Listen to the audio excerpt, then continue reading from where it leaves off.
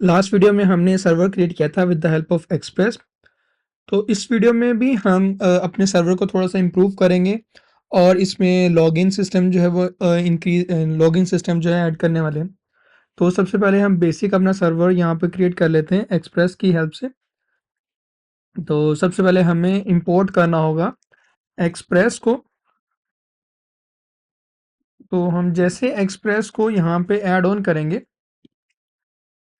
क्योंकि ये पैकेज जो है मैंने ऑलरेडी इंस्टॉल किया हुआ था और अब हम यहाँ पे अपना सर्वर क्रिएट करेंगे।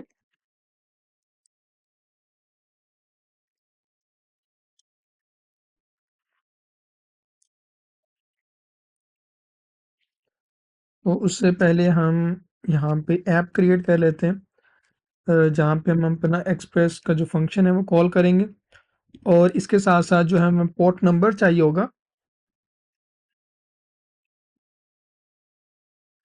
तो हम पोर्ट नंबर सेट कर लेते हैं 3000 पे और यहाँ पे हम कॉल करने वाले हैं ऐप ऐप डॉट लिसन। तो लिसन जो है बेसिकली एक फंक्शन है, जो कि दो पैरामीटर यानी कि रिसीव करता है। एक वो रिसीव करता है पोर्ट, यानी कि आपका जो पोर्ट है वो रिसीव करेगा जिसके ऊपर उसने यानी कि स्टार्ट करना है अपना सर्वर को। और इसके अलावा जो है कॉल बैक फंक्शन होते हैं। इस कॉल बैक फंक्शन के अंदर आपको आपका आउटपुट मैसेज आप डिस्प्ले करवाना चाहते हैं, या फिर अगर आपको सर्वर दोबारा से स्टॉप हो चुका किसी रीज़न की वजह से, आप उसको रीस्टार्ट करना चाहते हैं, पॉज करना चाहते हैं, तो वो आप यहाँ पे कर सकते हैं। तो हम यहाँ पे एक मैसेज प्रिंट करेंगे कंसोल लॉग, और यहाँ बैकटिक यूज़ करेंगे क्योंकि हम स्ट्रिंग टेम्पलेट यूज़ करने वाले हैं।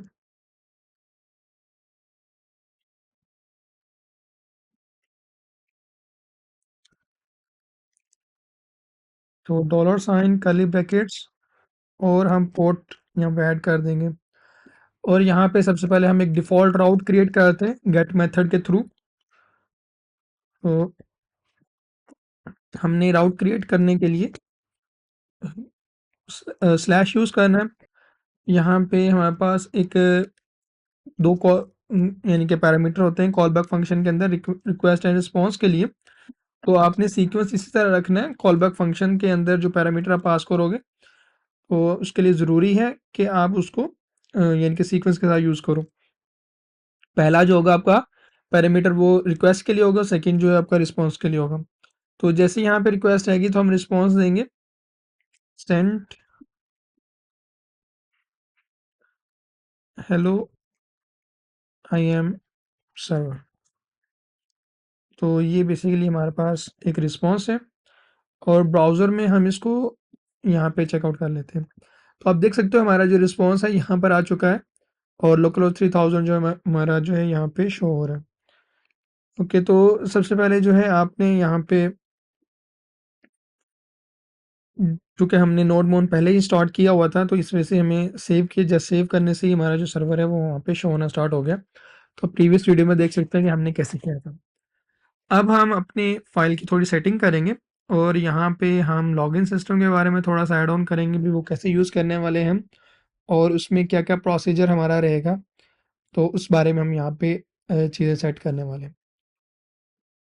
हमने डिफ़ॉल्ट राउट क्रिएट कर लिया यहाँ पे। अब बेसिकली नेक्स्ट स्टेप हमारा क्या है कि हम यहाँ पे एक लॉगिन सिस्टम बनाने लगे हैं, जिस लॉगिन सिस्टम के अंदर क्या हो, अगर जैसे ही हमारी एप्लीकेशन स्टार्ट होती है, तो ये बेसिकली हमारा होम राउट है। अब इस होम राउट के ऊपर हम ये चाह रहे हैं कि अगर यहाँ पे यूज़र जो है, जैसे वो यानी कि सर्वर हमारा स्टार्ट हो, अगर तो यूज़र जो है वो लॉगिन हो, यानी कि उसका क्रेडेंशियल अवेलेबल हो हमारे पास, तो हम यहाँ पे उसको यानी कि ये होम राउट दिखाएं। अगर तो वो लॉगिन नहीं है तो उसको हम लॉगिन स्क्रीन वाला राउट यानी कि उस राउट पे ले जाएं जहाँ पे हमारा लॉगिन का सिस्टम यानी कि अवेलेबल हो, जहाँ से वो लॉगिन कर पाए, यानी कि फॉर्म हो उसका प्रॉपर, और वहाँ से उस फॉर्म के थ्रू वो लॉगिन कर पाए। तो उसके लिए हम क्या यूज़ करेंगे, हमारे पास एक पैकेज होता है, हम npm जीएस पर आते हैं। वैसे तो हम ऑनलाइन क्लाउड के कुछ टूल यूज़ करते हैं, कुछ और पैकेजेस यूज़ करते हैं, लेकिन फ़िलहाल हम लोकली करने वाले हैं, तो इसलिए हम एक्सप्रेस का एक सेशन है, जो बेसिकली क्या करेगा ये पैकेज हमें क्या चीज़ें प्रोवाइड करेगा ये जो भी हमारा लॉगिन होने यानी कि फॉर एग्जांपल जो भी यूज़र है वो लॉगिन होगा, लॉगिन होने के बाद उसके कुछ क्रेडेंशियल्स होते हैं जो कि आपके ब्राउज़र में अक्सर सेव हो जाते हैं। जैसे कि अगर किसी भी वेबसाइट पे आप लॉगिन करते हो, फेसबुक के ऊपर, आप किसी भी सोशल मीडिया ऐप पे लॉगिन करते हो, तो वहाँ पे वो आपके लॉगिन जो है वो रहता है, काफ़ी टाइम तक रहता है। यानी कि कुछ ऐप्स वेबसाइट के ऊपर तो 1 दिन तक रहता है, कुछ के ऊपर 2-2 महीने, 3-3 महीने तक रहता है वहाँ पे, कि आपका लॉगिन जो है वो वहाँ पे रहेगा। अगर आपने 3 महीने तक लॉगिन नहीं किया तो उसके बाद वो लॉग आउट हो जाता है, या फिर 2 अब तो अगर जहाँ पे ज़्यादा सिक्योरिटी लगी होती है तो वो 1 दिन या 2 दिन के बाद वो ऑटोमेटिकली आपकी वेबसाइट वहाँ से लॉग आउट हो जाती है, और उसके बाद आपको जब भी दोबारा विजिट करते हो तो उसको लॉगिन करना पड़ता है। लेकिन फिलहाल जो हम एक्सप्रेस सेशन यूज़ करेंगे, ये क्या करेगा, आपका जो लॉगिन के जो क्रेडेंशियल होते हैं, यानी कि जो आपकी लॉगिन की आईडी होगी वो आपके ब्राउज़र की कुकीज़ के अंदर ऐड करते हैं। कुकीज़ बेसिकली एक टाइप का सिक्योर कैशे होता है, जो कि हर ब्राउज़र में यूज़ होता है डिफरेंट चीज़ों को एनालाइज़ करने के लिए भी, किस टाइम पे यूज़र ने लॉगिन किया था और कौन से यानी कि यूज़र ने लॉगिन किया है, तो उसके क्रेडेंशियल वहाँ पे सेव रहते हैं ब्राउज़र के अंदर। तो ये बेसिकली क्या करेगा, आपका जो है सेशन जो है वो कुछ टाइम को वहाँ पे लॉगिन रखेगा। अगर तो आपने 1 दिन तक उसको यूज़ कर लिया तो ठीक है, अगर आप 1 दिन के बाद आओगे तो वो सेशन जो आपका एक्सपायर हो जाएगा। तो यहाँ पे इसकी डिटेल भी लिखी होगी, create a session middleware with the given option. तो session data is not saved in the cookies itself, just the session ID. यानी कि आपका जो डाटा है वो सेव नहीं होगा कुकीज़ के अंदर, सिर्फ सेशन की आईडी सेव होगी, जो कि आप सर्वर साइड पे सेव कर सकते हो। सिर्फ जो कि सेशन का डाटा होगा वो सर्वर साइड पे सेव कर सकते हो। आईडी तो होगी वो ब्राउजर के ऊपर सेव हो जाएगी। अब जब भी ब्राउजर उसको लॉगिन करने लगेगा तो सर्वर से वो आईडी मांगेगा कि वो आईडी दो जिसके अकॉर्डिंग हम उसको वेरीफाई कर पाएंगे ये वाला यूजर है, हमने इसको सेव करना है।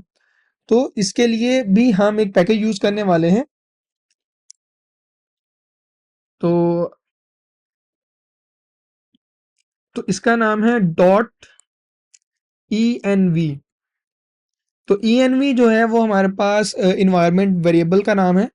तो ये बेसिकली हमें क्या करेगा, हमें वो फाइल प्रोवाइड करता है जिसके अंदर हमारे पास वो इंक्रिप्शन की जो होती है हमारी स्टोर रहती है, जो कि सर्वर और ब्राउजर के अंदर यानी कि रहेगी। तो हम इसको यानी कि इस तरह यूज कर पाएंगे।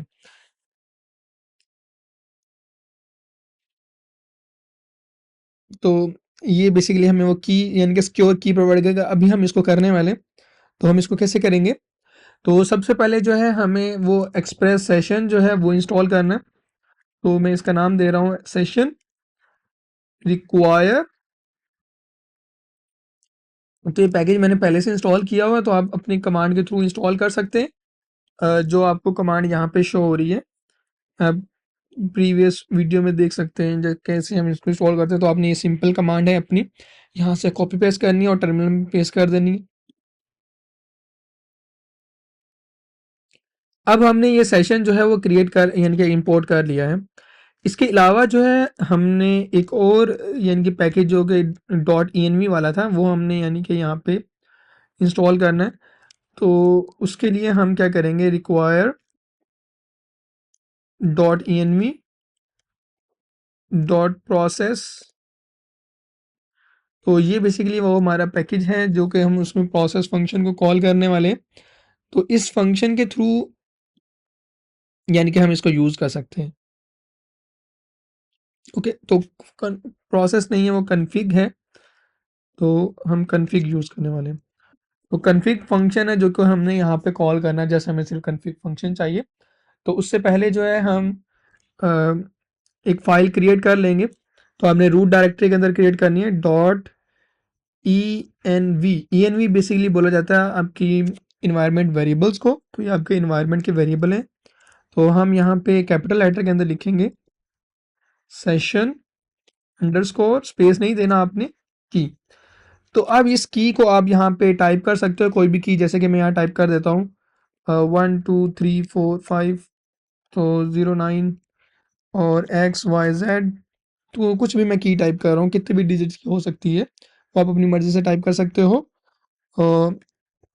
एस्ट्रिक, तो एस्ट्रिक तो बेख्याल नहीं करते हम, मॉडुलस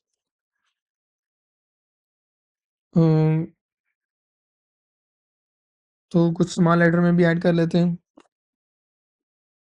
और ठीक है, तो ये बेसिकली हमारी की है जो कि हमने टाइप की है। वैसे क्या होता है कि आप जहाँ से आप अपना लॉगिन सिस्टम क्रिएट कर रहे होते हैं, तो वो आपको एक सेशन की या एपीआई की जब हम स्टोर करते हैं, तो एपीआई की जब हम स्टोर कर रहे होते हैं, तो उस टाइम पे भी हम ये ENV वाली जो है वो फाइल क्रिएट करते हैं।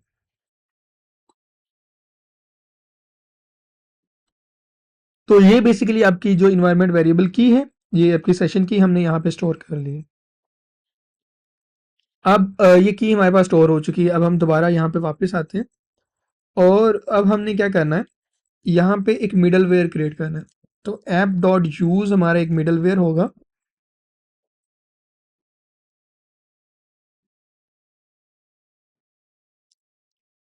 तो इस मिडलवेयर के अंदर हम सेशन को कॉल करेंगे। अब हमने क्या करना है, अपने जो सेशन है इसके ऊपर वो कीज यानी कि प्रॉपर्टीज ऐड करनी है, जिसके थ्रू हम इन्वायरमेंट वेरिएबल को कॉल कर पाएंगे। बेसिकली जो है हमने यहाँ पे सेशन के जो क्रेडेंशियल्स है, यानी कि हमने जो अपनी लॉगिन की हिस्ट्री है वो सेव कैसे करनी है ब्राउज़र के अंदर, तो उसके लिए हमें यहाँ पे अपना डाटा इनपुट करना होगा। तो यहाँ पे बेसिकली अच्छा, तो यहाँ पे हमें ऑब्जेक्ट नहीं ऐड करना, हमें प्रॉपर एक फंक्शन है उसके अंदर ऑब्जेक्ट है जहाँ पे हमें चीज़ें ऐड करनी है। तो ये हम थोड़ा सा चेंज करें, तो हमें एक फंक्शन, फिर उसमें एक ऑब्जेक्ट है हमारे पास जिसके अंदर हमारे पास चीज़ें अवेलेबल हैं। तो अगर हम इसमें बात करें भी हमें क्या-क्या चीज़ें रिक्वायर्ड है, तो हमें सबसे पहले जो रिक्वायर्ड चीज़ है वो है कुकीज़, कि हमने कुकीज़ सेव करनी है। और कुकीज़ जो हैं वो भी जो सिक्योर यानी कि हमारे पास होगा वो हमने यूज़ करेंगे, क्योंकि हम अभी फ़िलहाल यूज़ कर रहे हैं एचटीटीपी रिक्वेस्ट, यानी कि लोकली हम यूज़ कर रहे हैं एचटीटीपी। जब हम ब्राउज़र के ऊपर क्लाउड बेस पे एक्चुअल प्रोडक्ट जब हम डिप्लॉय करते हैं किसी भी सर्वर के ऊपर, तो वहाँ पे हम एक एक्स्ट्रा सर्टिफिकेट यूज़ करते हैं जिसको बोलते हैं एचटीटीपीएस। तो वो यानी कि हमारे पास एसएसएल सर्टिफिकेट्स यानी कि उसके अंदर ऐड होता है, तो तब हमें अपना जो है सिक्योरिटी वो ऐड करनी होती है। तो हम चेक कर लेते हैं हमारे पास कितने यानी कि ऑब्जेक्ट्स अवेलेबल हैं। तो एक्सप्रेस सेशन, तो ये अब इसके अलावा कोई और पैकेज भी यूज़ कर सकते हैं, अगर आपके पास कोई और पैकेज भी आता है, लाज़मी नहीं यही पैकेज हमने यूज़ करना है। लेकिन फ़िलहाल अच्छा, कुकीज़ जो हैं सिक्योर हमारे पास हैं, तो ये हम इसको फ़ॉल्स कर देंगे ना, क्योंकि अभी हम नहीं यूज़ करें। तो जब आप एक्चुअल प्रोजेक्ट यूज़ कर रहे होगे, तो फिर आप इसको यानी कि ट्रू कर दोगे। एक तो हमें ये चाहिए, और सेकंड जो हमें चाहिए वो बेसिकली हमारा सीक्रेट है, यानी कि जो हमारा सीक्रेट कोड होगा वो हम यहाँ पे रिक्वायर्ड करेंगे। तो सीक्रेट कोड जो है हमारे पास,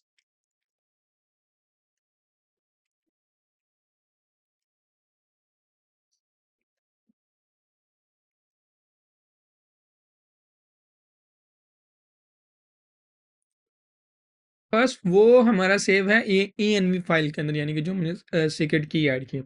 तो उसके लिए हमें क्या करना होगा, यहाँ पे एक प्रोसेस जो है वो हमने ऐड करना है, क्योंकि हमने लास्ट टाइम देखा था कि जब हम यूज़ करते हैं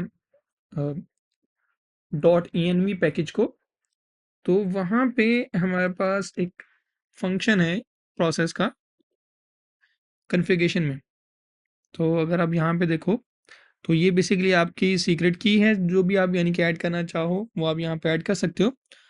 तो जब हम यूज़ कर रहे हैं, तो उसमें हमारे पास जो है प्रोसेस की है, तो बेसिकली हमने ये टाइप करना है। तो अब हम इसको कैसे टाइप करेंगे, प्रोसेस डॉट ENV। अब हमने वो कीवर्ड टाइप करना जो कि हमने यहाँ पे सेव किया, तो सेशन की हमने सेव की है इस नाम से। तो अब हम इनके वो टाइप करने वाले। तो अब यानी कि हमारे पास जो क्रेडेंशियल है वो यहाँ पर आ जाएंगे। तो इसके अलावा जो हमें पैरामीटर्स वैल्यूज़ चाहिए वो हम देख लेते हैं एक्सप्रेस सेशन के अंदर कौन कौन से ज़रूरी हैं।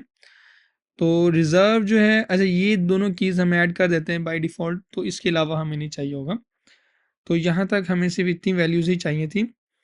तो ये दो कीज़ जो है ना, हम दो यानी कि प्रॉपर्टीज़ ये भी ऐड कर देते हैं। तो रीसेव जो है वो दोबारा से सेव नहीं होना चाहिए। फॉर एग्जांपल ऐसा है कि जब आप सेशन जब आप यूज़ करो तो एक्सपायर हो रहा होता है, तो उस एक्सपायरेशन के दौरान जब आप उसको यानी कि एक्सपायर होने वाला है, अब उस 1 घंटे बाद एक्सपायर होना है। तो अगर आप लास्ट मिनट पे कुछ चीज़ अपना सर्वर ऑन करते हो तो वो एक्सटेंड हो जाएगा। तो इससे क्या होगा, आपकी जो की है वो दोबारा से सेव हो जाएगी 1 घंटे के लिए। तो हम चाह रहे हैं कि वो दोबारा से सेव ना हो और 1 घंटे बाद ऑटोमेटिकली हमारा जो की है वो एक्सपायर हो जानी चाहिए। तो इस तरह हमें उसको रीसेव नहीं करवाना। अब हमने यानी कि ये यूज़ कर लिया है। अब हमारा नेक्स्ट जो होगा वो हमने अपना राउट चेंज करना है बेसिकली। तो अगर आप यहाँ पे देखोगे तो जब हम यहाँ पे रिक्वेस्ट कर रहे हैं तो हमारे पास यानी कि ऐसा होना चाहिए, क्योंकि अभी हमने लॉगिन नहीं बना किया हुआ, तो जब लॉगिन नहीं है तो वो लॉगिन स्क्रीन पे जाना चाहिए। तो उसके लिए हम क्या करेंगे, यहाँ पे अपना जो गेट मेथड राउट है इसके अंदर एक मिडलवेयर ऐड करने वाले हैं जो कि ऑथेंटिकेशन चेक करेगा। तो वो अब हम कैसे ऐड करेंगे, तो उसके लिए हम यहाँ पे कोड देखते हैं।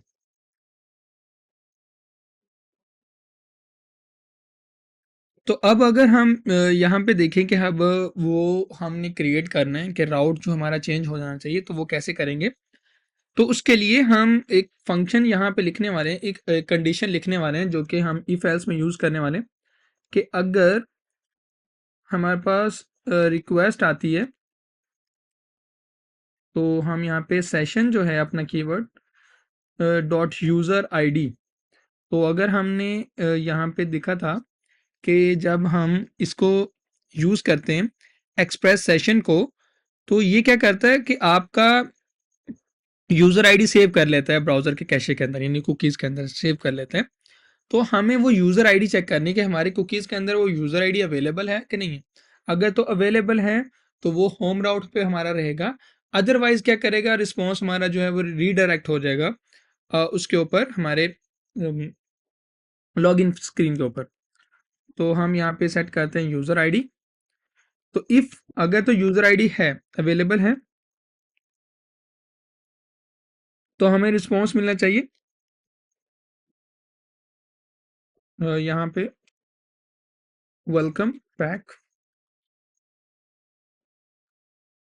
अदरवाइज़ क्या हो कि हमें रिस्पॉन्स डॉट रीडायरेक्ट, तो हम ये रीडायरेक्ट कर दो कहाँ पे, डॉट साइन इन। ठीक है।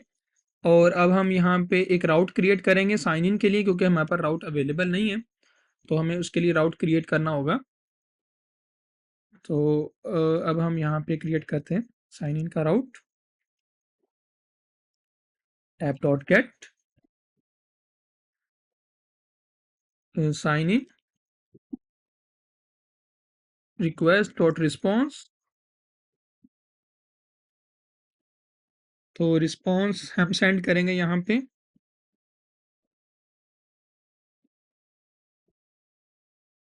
Sign in to your app. Okay, तो अब हम इसी को चेक करने वाले हैं। तो जैसे मैं इसको रिफ्रेश करूँगा तो आप देख सकते हो ऑटोमेटिकली जो हमारा रिस्पॉन्स है वो रीडायरेक्ट हो चुका है साइन इन राउट के ऊपर। तो अगर हम किसी भी तरीके से ट्राई करते हैं अपनी होम स्क्रीन पे, तो आप देख सकते हो तो साइन इन स्क्रीन पे ही आ रहा है बार बार। और अगर मैं इसको सर्वर को स्टॉप करके दोबारा स्टार्ट करूं, तो अगर मैंने यहाँ से स्टॉप कर दिया सर्वर, अपने ब्राउज़र से भी टैब क्लोज कर दिया है, और अब हम यहाँ पे दोबारा स्टार्ट कर रहे हैं सर्वर, npm स्टार्ट हमने किया। तो जैसे ये स्टार्ट हुआ सर्वर हमारा, और अब हम यानी कि यहाँ पे लोकल होस्ट 3000 कर रहे हैं, तो यहाँ पे भी डायरेक्टली जो हमारे पास स्क्रीन आ रही है वो अब साइन इन स्क्रीन आ रही है। तो अब हम यहाँ पे अपना साइन इन स्क्रीन का जो है वो यूआई है वो सेटअप करने वाले हैं कि बेसिकली हम इसको यहाँ पे यूआई को कैसे सेटअप करेंगे, और यहाँ पे प्रॉपर एक साइन इन वो साइन इन बनाएंगे फॉर्म, जिसके थ्रू हम साइन इन करने के बाद जो हमारी होम स्क्रीन पे दोबारा आ पाए। तो ये हम यहाँ पे अब क्रिएट करते हैं। तो वो हम कैसे करने वाले हैं तो उसके बारे में हम देखते हैं। अब बेसिकली जो है हम यहाँ पे अपना यूआई क्रिएट करने वाले हैं। तो उसके लिए हमें एक लाइब्रेरी चाहिए होगी जहाँ पे हमारे पास बने बनाए कंपोनेंट्स हों। तो टेलमेंट के अंदर हम एक टेलमेंट लाइब्रेरी यूज़ करने वाले हैं। तो ये बेसिकली एक सीएसएस की लाइब्रेरी है जो आप स्टाइलिंग के लिए यूज़ करते हैं, जैसे हम प्लेन सीएसएस लिखते हैं, तो उसके लिए हमें प्रॉपर हर कंपोनेंट के लिए कोड लिखना पड़ता है। बैकग्राउंड के लिए प्रॉपर्टी देनी पड़ती है, ज़्यादा लाइन का हमें कोड लिखना पड़ता है। तो टेलमेंट क्या करता है, हमें प्री डिफाइंड क्लासेस प्रोवाइड करता है, जिसमें आप हर प्रॉपर्टी के लिए क्लास यूज़ कर सकते हो। तो इसी तरह यहाँ पे इसके कंपोनेंट्स भी हमारे पास अवेलेबल हैं।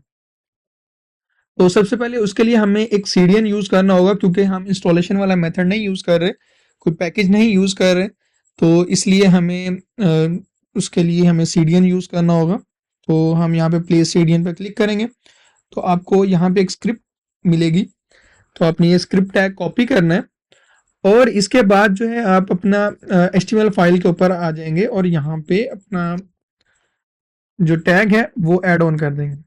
तो जैसे आप अपने यहाँ पे टैग ऐड ऑन करेंगे, तो ये ऑलरेडी कोड लिखा हुआ है, तो मैं ये रिमूव कर देता हूँ। तो ये एचटीएमएल फाइल जो है वो प्रीवियसली हमारी बनी हुई थी, तो मैं इस फाइल में जो कोड लिखा हुआ है रिमूव कर देता हूँ। तो आप ये बॉयलर प्लेट अपनी लिख सकते हैं, फाइल अपनी क्रिएट कर लेंगे। तो मैंने पब्लिक फोल्डर में ऑलरेडी फाइल्स पहले से बनी हुई हैं, तो ये यहाँ पे हैं। तो अब हमें क्या करना है, यहीं पे हमें टेलमेंट के अंदर कंपोनेंट्स मिलेंगे।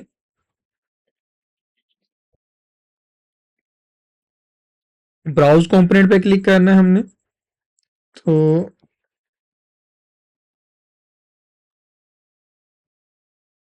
तो अगर हम यहाँ पे क्लिक करें, तो आपको डिफरेंट कंपोनेंट्स मिल जाएंगे। जैसे कि आपको नेविगेशन बार चाहिए, और फॉर्म के लिए कुछ एलिमेंट्स वगैरह चाहिए। तो यहाँ पे हमें लॉगिन फॉर्म चाहिए बेसिकली। तो ये आप देख सकते हो, ये साइन इन फॉर्म है, तो इसका कोड हमें यहाँ पे मिल जाएगा। तो आप कोड भी देख सकते हैं। तो ये बेसिकली आपको 3 या 4 फ्रेमवर्क के अंदर कोड मिलता है। जैसे कि रिएक्ट के अंदर आपने यूज़ करना है, तो आप रिएक्ट कंपोनेंट कॉपी कर सकते हो। अगर आप व्यू के अंदर यूज़ करना चाहते हैं, तो उसके अकॉर्डिंग जो है यहाँ पे कोड लिखा गया है। तो बेसिकली ये 2-3 लाइब्रेरीज पे ही काम कर रहे हैं। तो हमें प्लेन एचटीएमएल पे काम यूज़ करना है। तो हम इसको यहाँ पे सेव कर लेंगे, पेस्ट कर लिया कोड मैंने।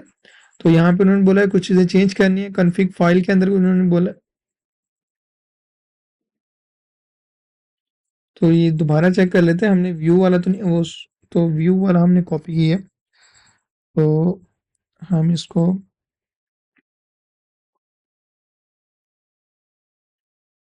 एचटीएमएल में कन्वर्ट करने के बाद भी कॉपी करते हैं। तो एचटीएमएल में कन्वर्ट करेंगे,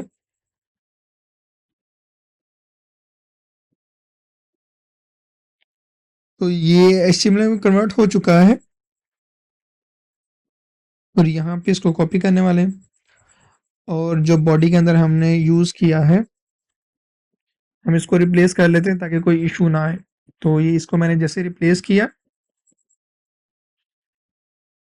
तो यहाँ पे हमें कुछ चीज़ें चेंज करने को बोल रहा है। तो ये basically tailwind config dot JS जो है, ये फिलहाल के लिए अभी हम नहीं यूज़ कर रहे। तो इसको हम कमेंट आउट को जो है वो रिमूव कर देंगे। इसके अलावा जो है हमें 2 टैग्स के अंदर ये प्रॉपर्टीज ऐड करनी है, एच फुल और बीजी वाइट है। इसके अलावा बॉडी के अंदर एच फुल है, तो ये ऑलरेडी मैंने ऐड की हुई है। तो हम ये जितना भी कमेंट है ये रिमूव कर देंगे। तो अगर हमें ज़्यादा ज़रूरत होगी तो हम बाद में इसको चेंज कर लेंगे। तो ये टैग जो है मैं इसको सेट कर लेता हूँ, अच्छे से अलाइन कर लेता हूँ। तो इसकी अलाइनमेंट हम ठीक कर लेते हैं। अब हमने क्या करना है कि जैसे हमारे पास लॉगिन स्क्रीन पर आए, यानी कि ये जो हमारा राउट है साइन इन स्क्रीन वाला, इस राउट पर आने के बाद हमें स्टैटिक फाइल यानी कि एचटीएमएल फाइल शेयर करनी, ना कि हमें रिस्पॉन्स शेयर करना। तो उसके लिए हम क्या यूज़ करेंगे, हम एक पैकेज और यूज़ करेंगे पाथ का।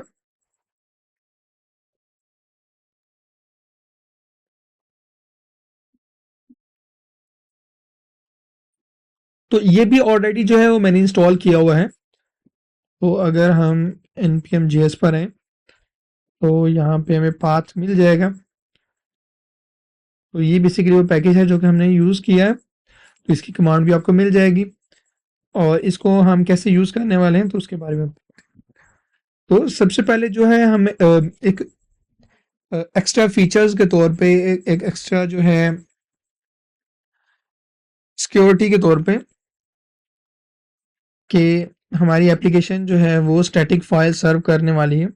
तो हम एक मिडलवेयर यूज़ करते हैं। तो ये जो मिडलवेयर हम यूज़ कर रहे हैं ऐप डॉट यूज़ के फंक्शन के ज़रिए, तो इसके बारे में हम डिटेल डिस्कशन करेंगे। तो जिसमें हम समझेंगे ये मिडलवेयर काम कैसे करते हैं। तो अभी के लिए मैं आपको सिर्फ इतना बता दूं कि ये जो मिडलवेयर है, जब आप यूज़ करते हो तो ये वन बाय वन यानी कि वर्क करता है। तो जो मिडलवेयर आपने पहले लिखा होगा वो पहले कॉल होता है, और जो मिडलवेयर बाद में लिखा जाता है वो बाद में कॉल होता है। तो हम यहाँ पे जो है एक्सप्रेस की हेल्प से स्टैटिक फाइल जो है हमारे पास, स्टैटिक फाइल जनरेट कर रहे हैं। तो उसके लिए हमने पब्लिक फोल्डर के अंदर अपनी स्टैटिक फाइल यूज़ करनी है। तो ये बेसिकली हमारे पास पब्लिक फोल्डर के अंदर स्टैटिक फाइल होगा।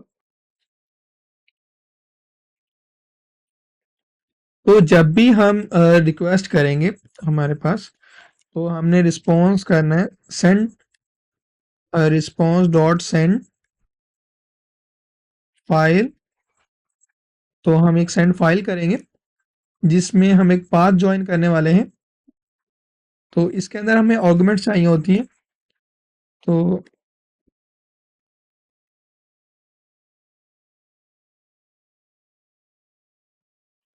डायरेक्टरी नेम कौन सी है, पब्लिक है, और फाइल का नेम क्या है, साइन इन डॉट एचटीएमएल। तो ये जो रिस्पॉन्स है हम ये रिमूव कर देते हैं क्योंकि अब इसकी ज़रूरत नहीं है।